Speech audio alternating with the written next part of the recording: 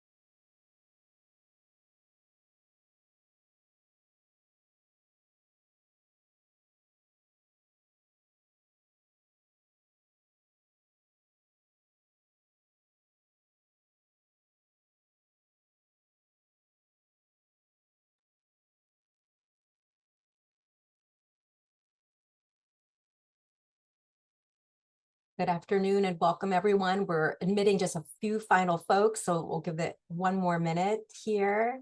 I see a few in the waiting room. Want to make sure everyone joins us before we start.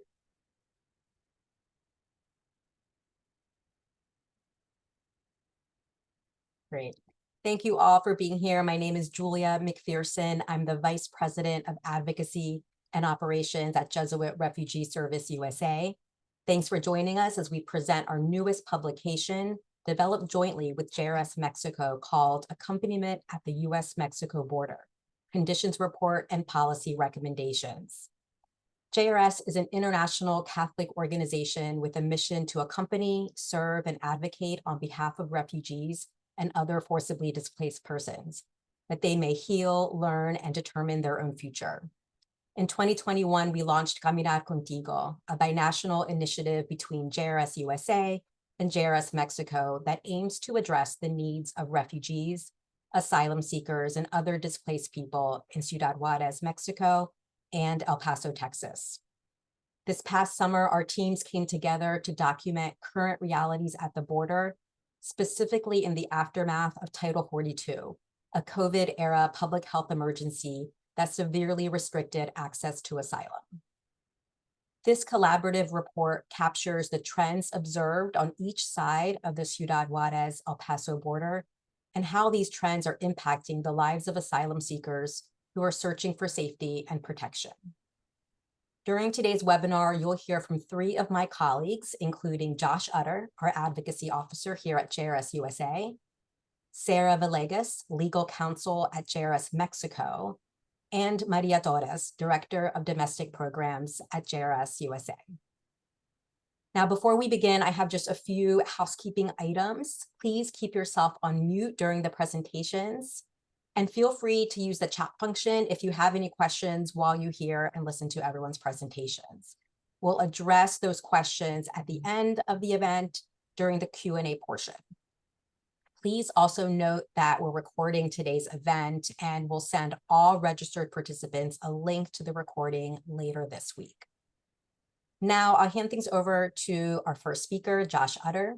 Josh worked with JRS teams on both sides of the border to prepare this report and will set the scene for us as we begin today's webinar. Thanks, Josh. Hi, everyone. Thank you, Julia, for the introduction. Really glad to see everyone here today. To start, just to give a background about this report and how we pulled it together. But really, I guess, before I even start about that, I think it's really important to say that the U.S. Mexico border is more than a boundary line between two states. The border is a dynamic place where vibrant communities thrive and families call home. It's a region rich with biodiversity and unique beauty. But for many others, especially those that we serve, the border is a major crossing point along their journey to safety. And it is also a place where my colleagues work to provide a dignified reception to those on the move. So we're seeing today, especially, you can't avoid it in news stories, that restrictive U.S. immigration and asylum policies have turned the border, this location, into a place of suffering. In fact, recent reports indicated that the U.S. Mexico border is the world's deadliest land migration route.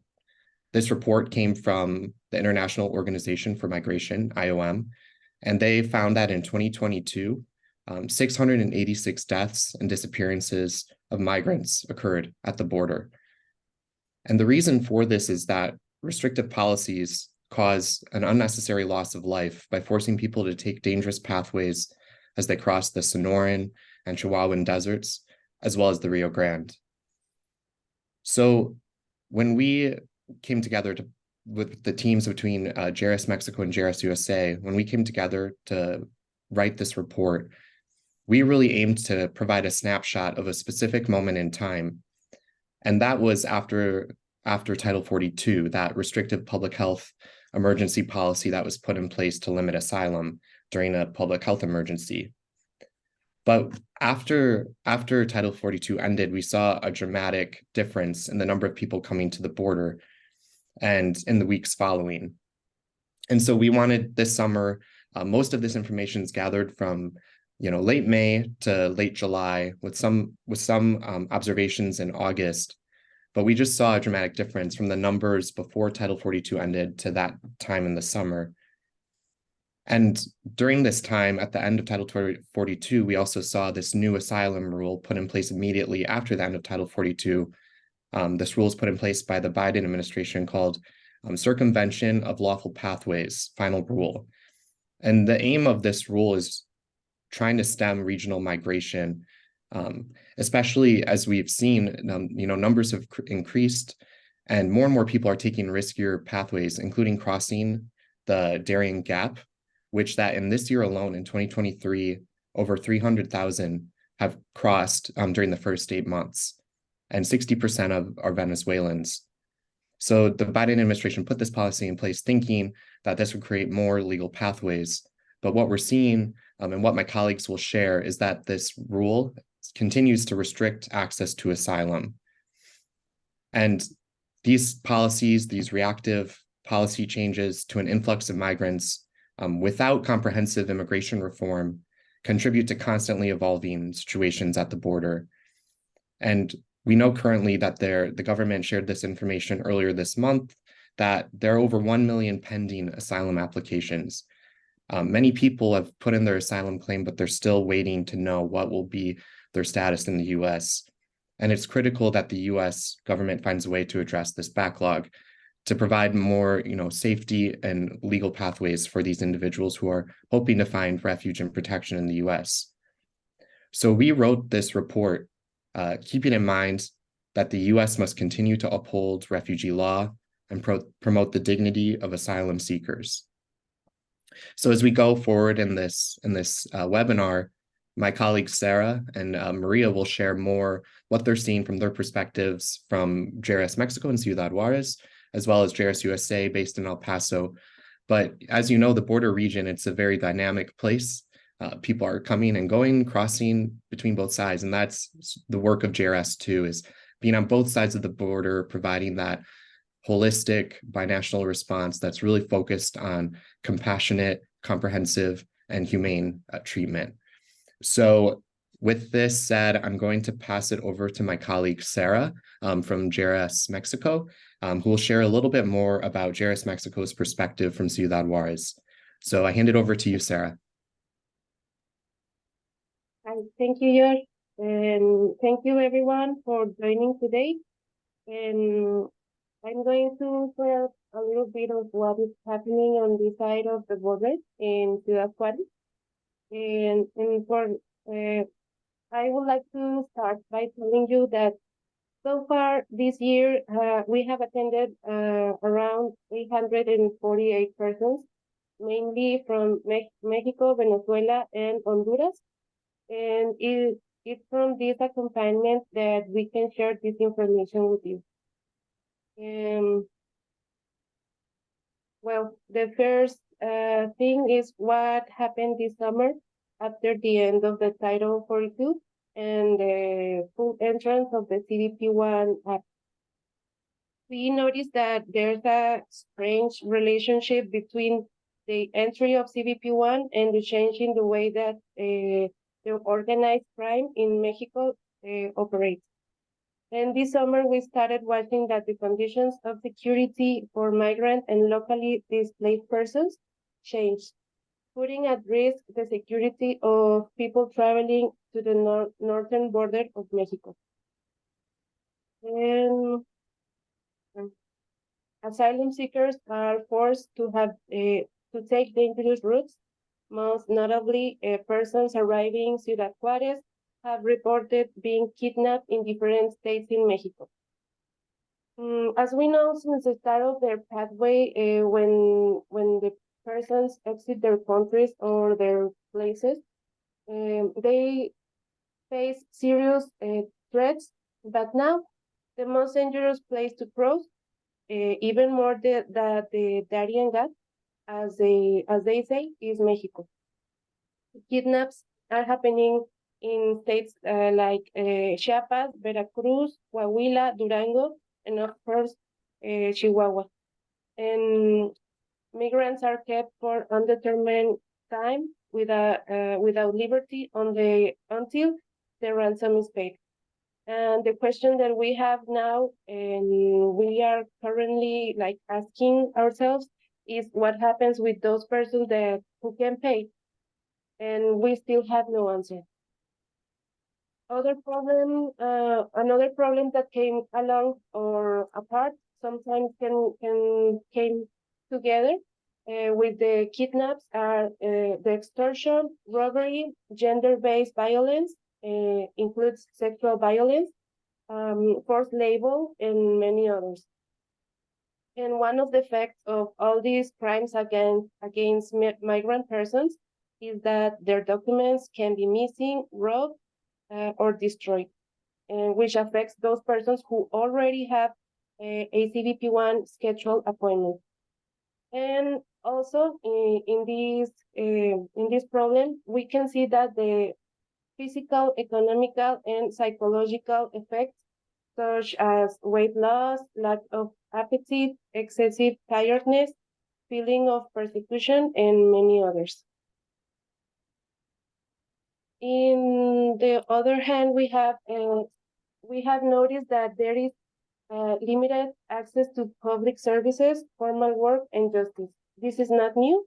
This is something that have happened since the start of all these persons came, but they are very relevant now because they came together with this past problem that I just told. And I'm going to start with healthcare. Well, it's way too long to be reachable, and access to specialized care is limited due to the immigration status. And of course, migrant persons can afford medication, laboratory studies, and other medical matters. Sorry. And we also can see that the access to a financial income is severely limited, and the lack of documentation proving the status in Mexico prevents companies from hiring migrant persons.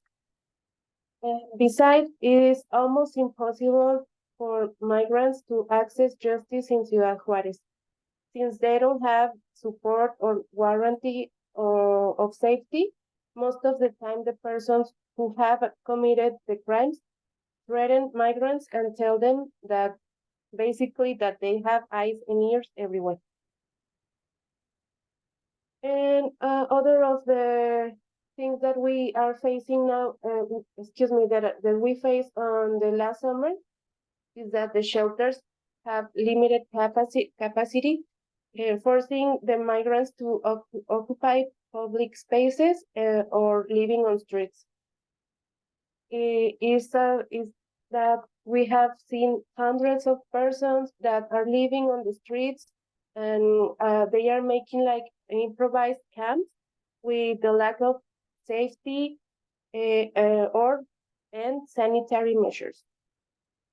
And also we can see that the risk of infectious diseases, deterioration of mental health, lack of food, effects due to the weather conditions, or even recruitment by the criminal groups, and of course, the xenophobia. Also, it's very important to tell everyone that this intensified after the end of March of 2023, after the fire at the migrant detention center here in Juarez, which has generated fear among migrants that they might suffer the same if they go to the shelters. I mean, they don't see that there's a difference between a shelter and a detention center. And well, that's for the report. But now I also want to share a little bit of what are we seeing now. And well, kidnappings continue by now. They haven't stopped. The persons don't want to go to make a report because of why I already tell you. And other of the things is that the appointments with the CBP1 are random. We don't have like we don't know how they are given to the persons, and of course the migrants have concerns. For example, the persons who arrived 3 or 4 months ago are still waiting for an appointment. Meanwhile, some persons that arrived like, I don't know, this week, these past days, they already have an appointment scheduled, and this causes a lot of desperation, and migrants awaiting are going to the ports of entry at the border, not the ports of entry, mostly on the gates. They have like these numbers, they are identified with numbers, so the people are going to these places and they are waiting there I mean, they are delivering themselves on the border. So these days we can see like big groups of persons awaiting on the border.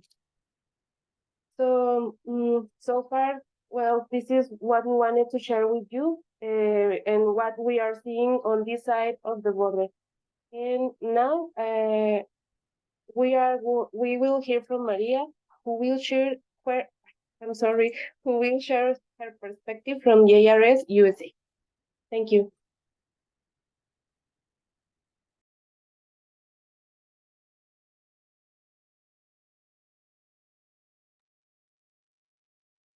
Okay. Good afternoon, everyone, and thank you for being here, inviting us to share some of the things that we see here at the border. I would like to start like Sarah did about mentioning only briefly that Caminar Contigo on the US side, it started in 2021, like it was previously mentioned, and we offer 3 types of services: legal, mental health, and psychosocial support, and also accompaniment. The legal part of our work is mostly a legal orientation in which the arriving refugees are informed about the rights and also about the basic information that they need to start their immigration process in the United States. So they are informed or they are oriented about what the documents that they receive upon being released mean, and what type of things they need to do to prepare for the next step in their immigration journey. Mental health and psychosocial support, we offer two types of services. One is individual and the other is group. With these services, we are trying to help people recover their emotional balance after the dangerous journeys that they have coming to the United States. We offer still services on the Mexican side, in Ciudad Juarez in one shelter only, and we are working with around 10 different shelters on the El Paso side. Again, offering legal, mental and psychosocial services. And the third component of our program is accompaniment, which includes offering humanitarian emergency assistance for some individuals who are arriving in El Paso. And in addition to that, trying to connect them to resources and services in destination places. So far this year, up to September 14 was the last count that we did. We have served around 6,500 people with both individual or group services. These services that we have offered, again, vary and depend on the needs of the individual, but with the accompaniment services, we have noticed a change in the needs of the population. With, of course, legal is still important, mental health and psychosocial is also important, but in accompaniment services, we have come to determine there are other needs that are emerging, which are mainly those related to travel to destination places for refugees. Many of them come without any resource, meaning not only financial, but also connections to other destinations. So it's part of what we have been trying to do, addressing those needs by helping them to travel to other places. So that's basically what we have been doing since 2021. And it was already mentioned, the change that we observed in May 2023 with the ending of Title 42. We observed around that time an increase on the numbers of people that came to the border or to the El Paso, Ciudad Juarez region. And we estimate that around 1,200 people were released locally. However, we don't know how many people were encountered, and those are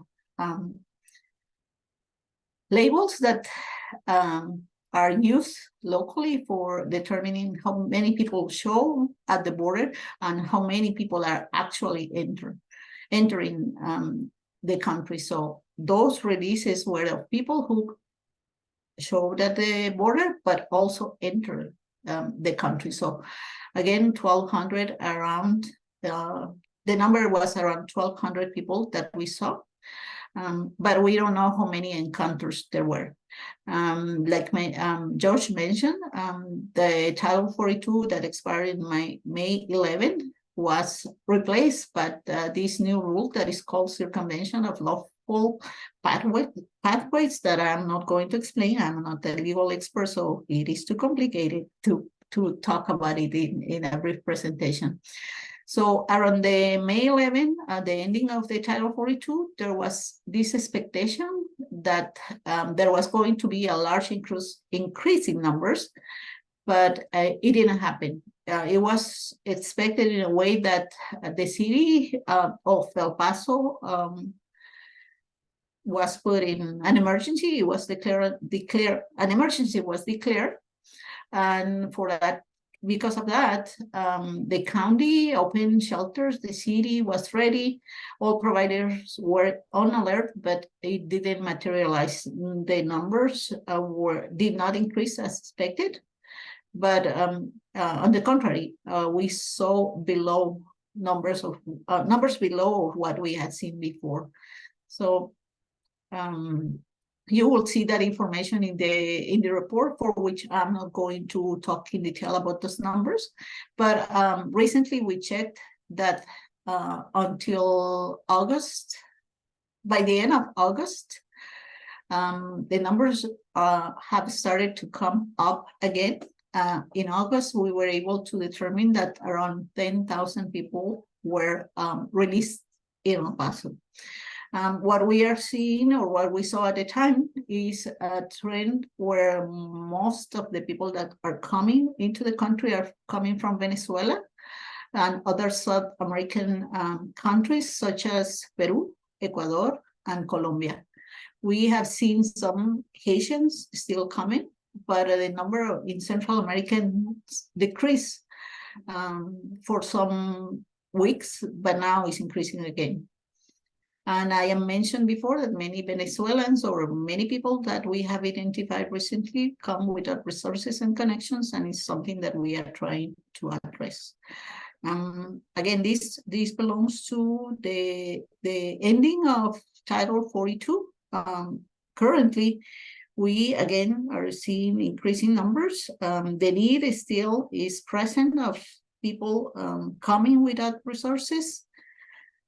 And of course, with the mental health and psychosocial support, I have to clarify, our services are brief services, because people usually come through El Paso, going to other destination cities. So the time that we have to work with them is brief. But even if we have a short time with them, we have noticed in the mental health and psychosocial support area that many people come after experiencing significant amount of trauma en route to the United States. For people coming from South America, the experience is shocking when they go through the Daring Gap. And they also report how extreme is the transit through Mexico, especially, although they report abuses throughout the journey in the different places that they come through. Again, we try to help them regulate their emotions, trying to provide coping skills. But what we can do really is limited because of the brief time that we have with them. But we are trying to help them in continue the journey to destination cities, whatever the place might be. That's all I have for today. Thank you.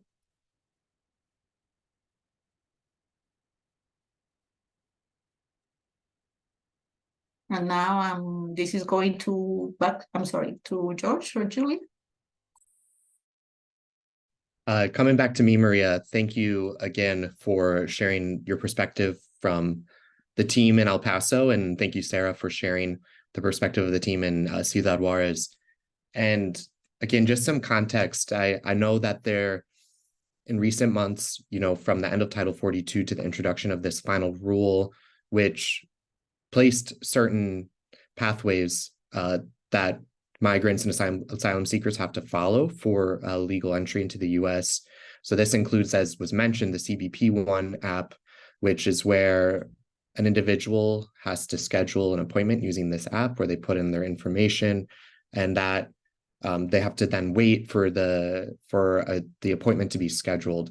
And as Sarah and Maria were hinting at, or were mentioning, that sometimes this process of waiting, it becomes very difficult, where people start to lose patience, and they're wondering if they'll ever have their appointment. And as numbers continue to increase, people fear that they're going to lose their opportunity. So that's why we have seen some increases in people taking different pathways, or regular pathways, to get into the U.S. But with all of this in mind, we have certain recommendations for our government, for Congress, for the executive branch, and how to respond to what's going on at the border.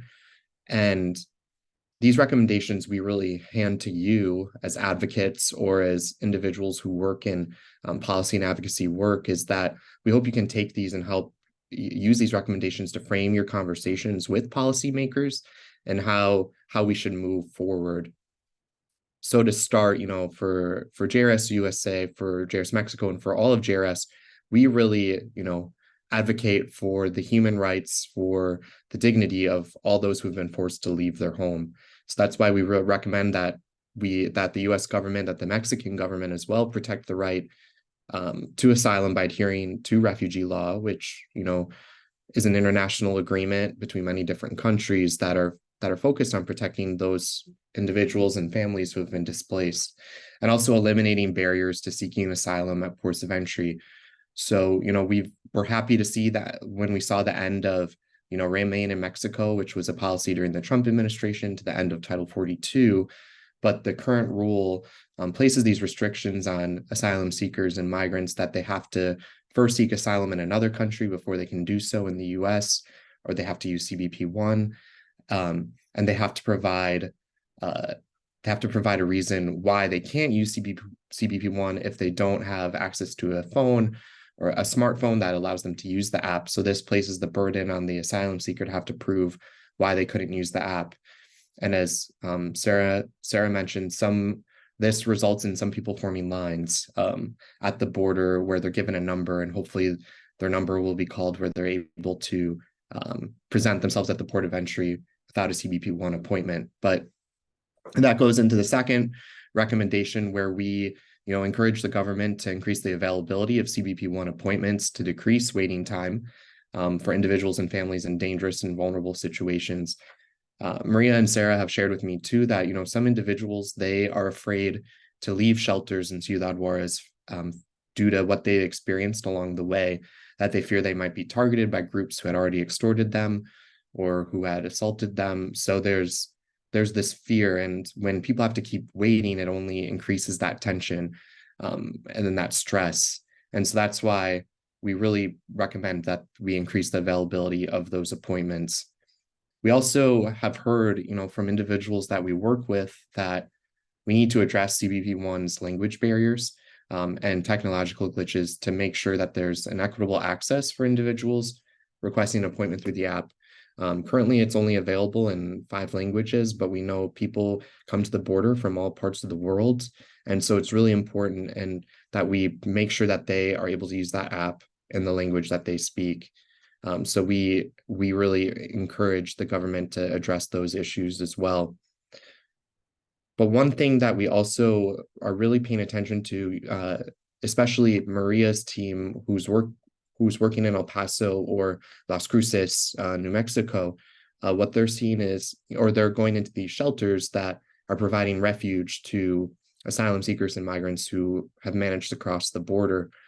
But those shelters need funding to operate. They need support, and the U.S. government provides some support to these border communities, but we face this threat of cuts to funds like the shelters and services, the SSP account, that is through DHS and Department of Homeland Security, and we really encourage Congress to continue funding SSP to make sure that funding is available to humanitarian and community-based organizations that provide shelter and services to asylum seekers. Of course, this number 5 is the big one, which we'll always keep encouraging Congress to do. This is we keep putting in measures that are temporary or just reactive. They're reacting to the situation at the border, but they're not doing anything comprehensive that will reform our system for the better down the road, so we can get rid of these backlogs, get rid of these restrictive approaches to seeking asylum. And so we really encourage that we continue to pursue comprehensive immigration reform legislation that promotes and affirms the dignity of all those migrating and seeking refuge in the U.S. Mexico. So as much as it seems impossible, we're always going to keep asking for that. And I see in the chat, yeah, thank you, Ana Reza. Just going back to number 4, I missed that last letter. I'm sorry. Shelter and service program. That's what we would like to see continue funded.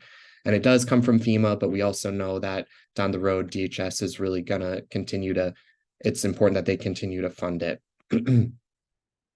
And then our final recommendation, and this is timely, but we wish the government would have listened to this earlier, is that ensuring that migration management agreements between U.S. and Mexico protect human rights through accountability measures, adherence to refugee law. But what we just saw recently over the weekend is that the U.S. and Mexico came together in agreement to start deporting individuals from northern Mexican cities back home. And we really don't like that approach in the sense that we're continuing to punish people who are trying to seek asylum in the U.S.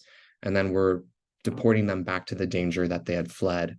So I encourage you to learn more about that agreement between the U.S. and Mexico. It was in the news this past weekend, but JRS, we've advocated against this policy or this agreement, saying that we need to make sure that we're, again, protecting those who have fled danger, who have fled persecution, and that they're receiving protection and the services at the border rather than being deported away. So with that, though, I share these recommendations, but what are you to do? Well, you can, of course, advocate with us. We really encourage that in the sense that reaching out to your member of Congress, your senator, even the Biden administration to share these policy recommendations and why these matter to you, but why they also matter to the migrant and refugee community. Again, they're so often used as a scapegoat, the migrant and refugee community, for issues in the United States, and we really want to push back against that rhetoric, against that xenophobia and racism. We advocate for, that they're treated with respect, treated with dignity, and welcomed with dignity. So we ask that you join us in that.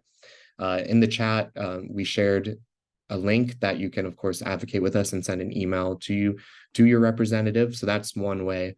But of course, you can always give them a call, find other ways to reach out to them. There are plenty of coalitions out there too. We're not alone in this, and we shouldn't be alone advocating for these policy recommendations. So, and for the migrant and refugee community. So we encourage you to, find any organizations that are nearby you or working at the border that you can also join in, voicing their concerns and voicing their recommendations. And then, of course, if anyone here, is often in conversation with Congress or working with policymakers, we just urge you to consider these recommendations and whatever sort of bills that are considered or proposed. We know what's coming up with this looming government shutdown, that we're seeing Republicans, including parts of H.R. 2, a bill that was passed earlier this year in the House, just in the House, not through the Senate, that really amps up border security and is quite punitive towards those who are seeking refuge in the U.S. So we ask that, we encourage, if we're going to continue to fund our government, that we're not doing it to just punish those who are seeking asylum or migrating to the U.S. Mexico border. So with that, though, there's a lot of us speaking, but we'd love to open it up to you, to your questions. And so we'll do that now, and Julia will help moderate. But before we go to that, I just want to reiterate that these recommendations are just starting points.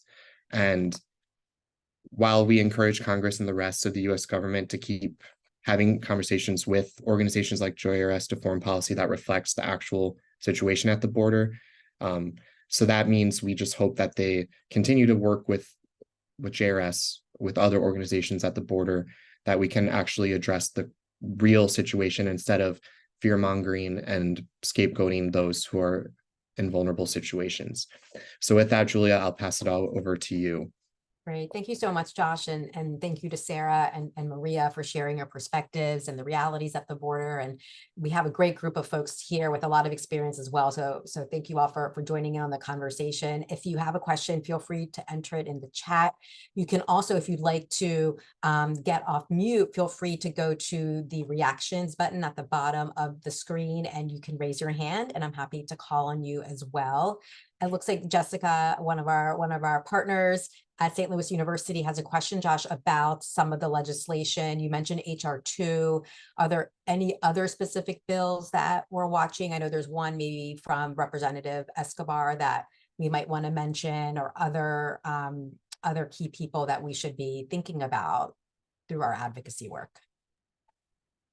So to answer that question, yeah, so we've had conversations with Representative Escobar's office in the summer. Maria and I were able to speak with her directly. on the Dignity Act, which was a bill introduced by her and Rep. Salazar, from a Republican from Mexico. And while there are some good things in that bill, there's a lot of aspects that we don't really support, in the sense of increasing militarization along the border, or increasing immigration detention, because of course we want to see a policy, a bill that is not going to rely on detention as a way to deal with an influx of migrants. Really, we want to see humane reception. We want to see support for the shelter and services program. And that's something that, so we've been monitoring that bill, just seeing how it's going through Congress. But another bill that we joined the Jesuits in advocating for, which we didn't really highlight in this report because of just what was going on in the summer. But one thing that we're paying attention to is HR 1325, which is the Asylum Seeker Work Authorization Act, which was introduced by Representative Pingree from Maine. And this bill is bipartisan, has Rep. Salazar, the one Republican, supporting it, but with other Jesuit organizations, including Border Initiative, the Jesuit Conference Office of Ecology, and Justice. And I probably said that in the wrong order. And then the Ignatian Solidarity Network, but we joined them in sending a letter to Congress advocating for the passage of the Asylum Seeker Work Authorization Act, which we're seeing, we believe that, and this, Maria and her team experiences this when people come into the U.S. and they're having their asylum application processed. They have to rely on certain services to be able to live in the U.S. And so we really want to speed up that work authorization process so that they can work and provide for their families and their loved ones while they're here in the U.S. So those are some things we're paying attention to, Jessica, but feel free to reach out if you have any other questions about what I've shared. We also have a question about the agreement between the U.S. government and Mexico. Josh, you mentioned. I wonder first, maybe Sarah, you can chime in first, because from the perspective of someone based in Mexico, I think some of us are curious about the Mexican government's response, to what we're seeing at the border, and even this most recent example of how the U.S. and Mexico are collaborating in terms of their response. Maybe could you say a little bit about your perspective on the Mexican government's response overall? And then Josh, if you want to chime in with more specifics around advocacy related to this most recent development. Thanks, Julia.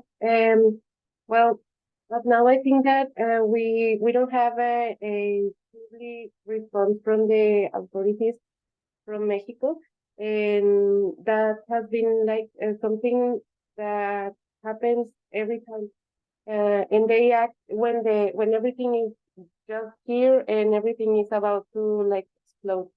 So sadly, we don't have like anything yet, but we hope.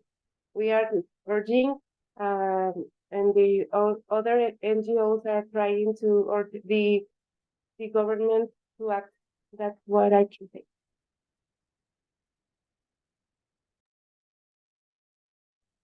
Thanks, Sarah. Yeah, and I know for us in the U.S., I think, well, one, continuing to have conversations with our colleagues in Mexico is really important as we think about our advocacy approach, but we've also been joining other faith-based organizations through the Interfaith Immigration Coalition to, release a statement saying that we do not support this agreement between the U.S. and Mexico, because again, it's punishing those at the border, removing them, deporting them back to the situation that they had fled from.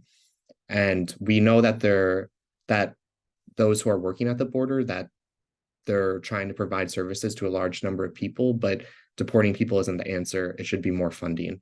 So that's the advocacy efforts we've been supporting, that there should be more funding for these services so people don't have to be deported as the answer.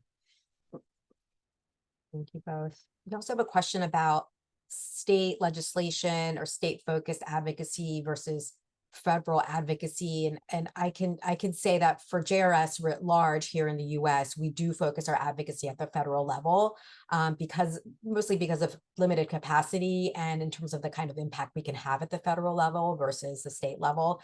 Not to diminish the importance, of course, of state level advocacy, but here at JRS, we are focused primarily on federal level efforts. But maybe, Maria, if you want to say a little bit about just the context in El Paso, and, you know, there are certain things happening at the state level in particular. You know, we've seen a lot happen in Texas in terms of the local government there and its response, both at the city level, but also at the state level, and how, you know, how that impacts the work that you're doing each and every day.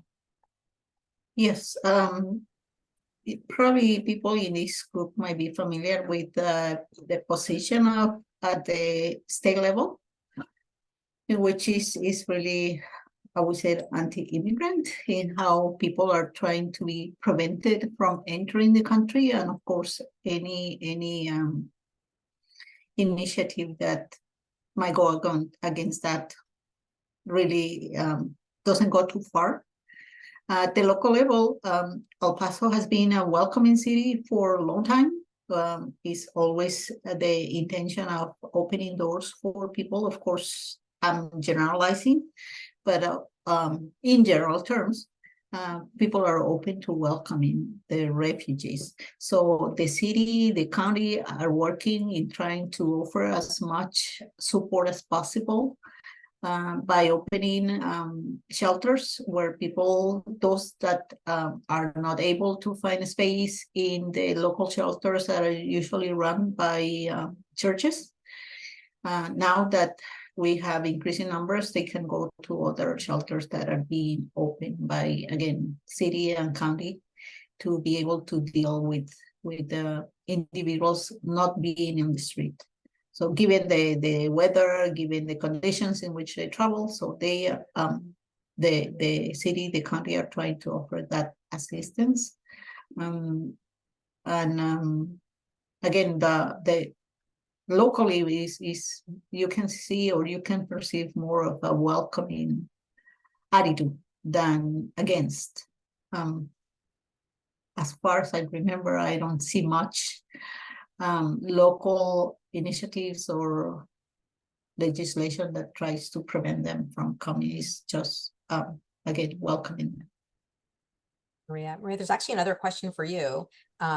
If you could describe a little bit more the kinds of exercises and services that you mentioned in terms of providing trauma healing and the work that we do through our mental health and psychosocial support. You mentioned we have very brief encounters with the migrants and asylum seekers that we're helping, but the work is impactful regardless. So if you can maybe describe them in a little bit more detail, the individual and the group services.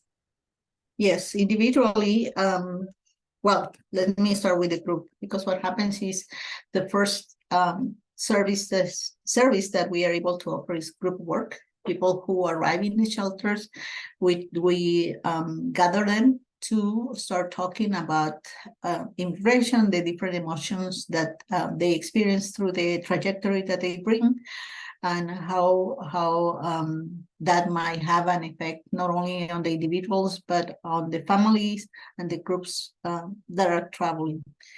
And from there, people are given, when in groups, given the opportunity, if they want to share, to open up. And that's one of the first things that we are trying to help them in those guided conversations in which they can start processing all the experiences. For many individuals, and we also work in Ciudad Juárez, we have seen that there. For many individuals, throughout the time that they have been traveling, they are unable to share about what has happened to them.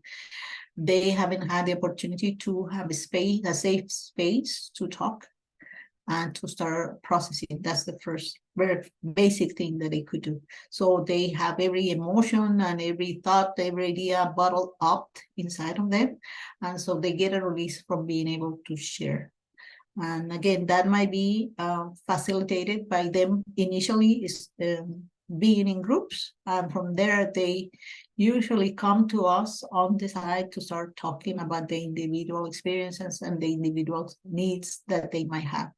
So again, one thing is the opportunity to talk, and then depending on the situation, either the individual or the group work, we can promote different, or we can offer different skills that they can develop to cope with the effects of the traumatic events that they have, or to release some of the stress that they have been under for many months since they started the journey. So again, is the opportunity to talk, the opportunity to move and release some of the stress. And depending again in the particular situation, we can offer some other strategies, but everything has to be condensed in the many times only opportunity that we have to see them.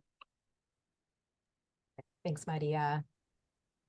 And we have a question about collaborating. How can groups, organizations who are based at the border collaborate in our efforts? And Josh, you talked about coalition work, and we do a lot of that, and includes both national organizations and those that have a local presence as well. But maybe you can talk a little bit about that. And then Sarah and Maria, if you have anything you'd like to add in terms of how you work with other groups in your respective areas, that would be great.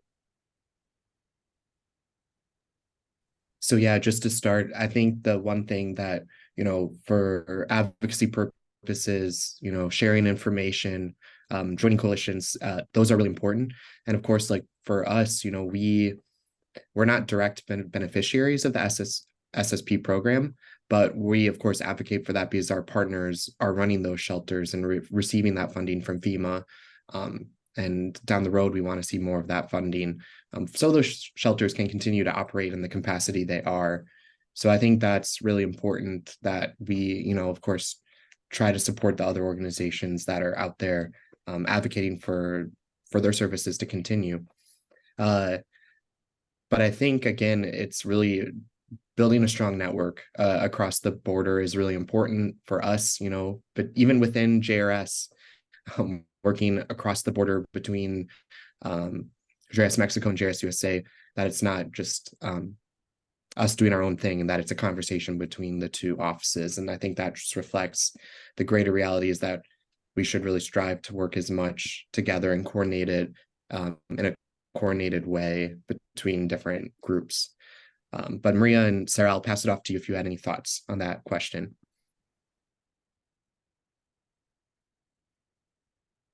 We said that I thank you for mentioning that. That's the reality of our binational work. We are on both sides of the border, the same region, and we try to keep constant communication about what we see out there on the field. So that's one thing that we try to maintain, the communication and the sharing of information, because it's very important. In occasions, we have had the opportunity to do referrals from us to JRS Mexico in Ciudad Juárez, or the opposite direction from JRS Mexico and Ciudad Juárez to us in El Paso, from some cases that they have identified there. And when they are able to cross, we can try to assist on this side. And in addition to that, we try to collaborate. As JRS, we try to participate in there are all kind of local and regional meetings that are convened, in which we try again to share information, strategies, and then collaborate when possible. And we specifically JRS, as I said, we are working currently with around JRS USA, we are currently working with around 10 different shelters on El Paso. We started conversations with the county that has a center where they process people. So little by little, we are trying to solidify that collaboration with specific groups that are involved. If I may, I just want to add that really the collaboration and the communication with the JRS in El Paso, and also with other organizations, help us to detect the trends and detect what's going on when persons cross the border. Because sometimes we lost communication, so we don't know what happened then. So I think that is very helpful, and also to answer to the question, the recommendations, well, it's communicate and to try to we can give our perspective of our perspective of what are we seeing here, and also we can see they can share what they are seeing on the other side of the world. That's And Sarah, there's actually another question for you. If you have encountered any individuals or families who have been returned to Mexico from the United States. So in terms of who you're seeing, have you encountered any, again, individuals who've been returned from the United States? Yes, we have. It's not a big number now, but we are expecting to be because of many persons that are on the border, and they are crossing not without the CBP-1, just they are delivering themselves to the authorities. So we are expecting on the next months a lot of deported persons. We have encountered maybe like 10, I don't know, I can give you a number, but for example, one family that tried to cross one time and they were deported for 5 years, I think, but they didn't know because they weren't informed by the authorities, by the CBP, and then they address their appointment with CBP-1, and they have their appointment, for example, I don't know, in September 21st. Then they go to the port of entry and they notice that they have been deported. They didn't know. So the CBP now put to them deportation for 20 years. So they are now looking to stay in Mexico, not here in Juarez, but in another city, but they don't know what to do. They can go back to their country, so they are like in nowhere now. Sarah, and I know we are almost at time. Some wonderful questions. Thank you everyone for engaging in this conversation. And thanks, Josh. I know you answered a couple in the chat as well.